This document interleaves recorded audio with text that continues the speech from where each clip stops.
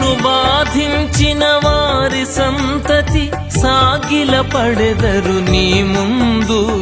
నిన్ను ద్వేషించిన వారందరును సాయము చేతురు ఇక ముందు. జనముల భాగ్యము నీదగును, శత్రు సమూహములయమగును.